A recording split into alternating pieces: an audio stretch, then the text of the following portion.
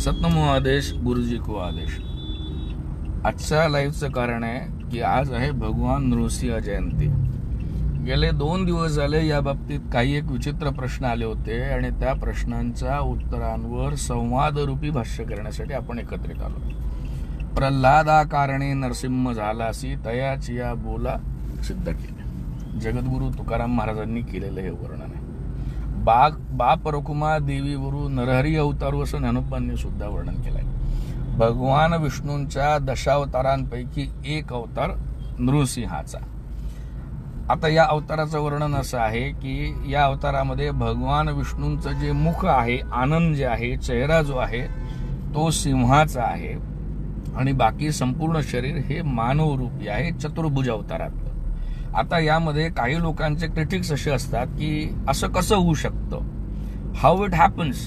तर त्याचं कारण आहे या अवतार कथेच्या पाठीमागचं खरं गमक असं आहे की जेव्हा परमप्रिय भक्ताला सर्वत्र भक्ती करण्यासाठी, बरं का, चांगल्या कामासाठी जेव्हा काही असुर प्रवृत्तीचे लोक त्रास देतात, त्याचं निर्दालन करायचा प्रयत्न करतात, त्यावेळेस भगवंताला क्रोध येतो।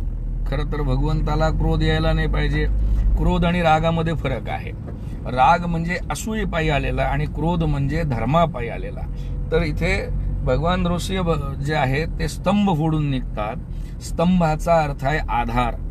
संपूर्ण बिल्डिंग, संपूर्ण महल ज्याला आपण असं म्हणतो, तो सगळा महल ज्याप्रमाणे छतामुळे आकर्षित असतो, छतामुळे सिद्ध असतो, तर त्या छताला आधार असतो स्तंभाचा।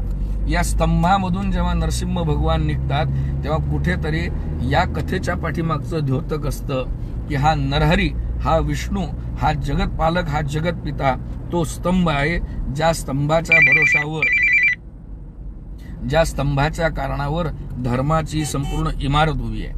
आणि त्या स्तंभामधून निघाल्यावर अत्यंत क्रोधित असलेले भगवान नरसिंह हे हिरण्यकश्यपूचा वध करतात।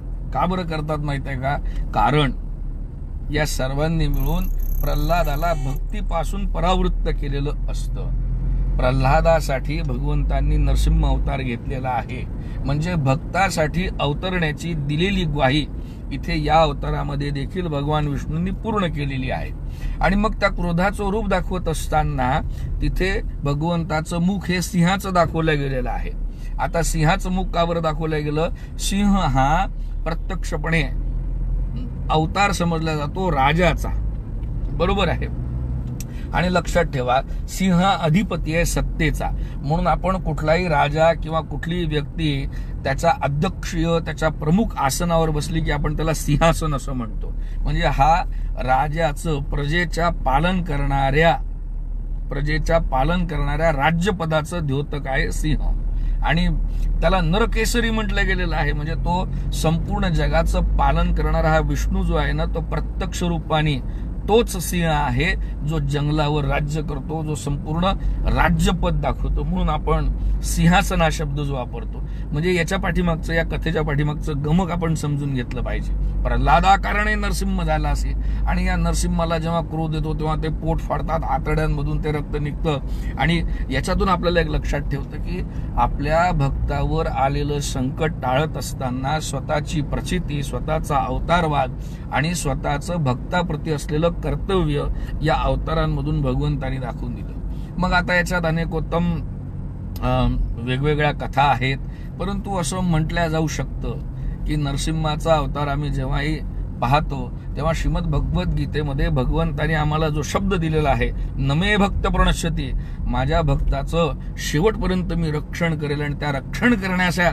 या शब्दासाठी मी पदोपदी वारंवार या पृथ्वी तलावर, या मृत्यू लोकावर अवतार धारण करेल। आणि तोच भगवान विष्णू जेव्हा दशावताराची ग्वाही देतो त्यापैकी एक अवतार म्हणजे नरसिंह।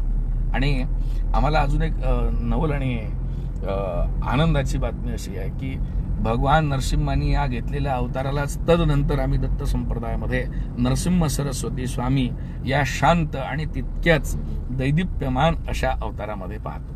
त्यामुळे आपल्या सर्वांना नरसिंह जयंतीच्या अनंतोत्तम शुभेच्छा।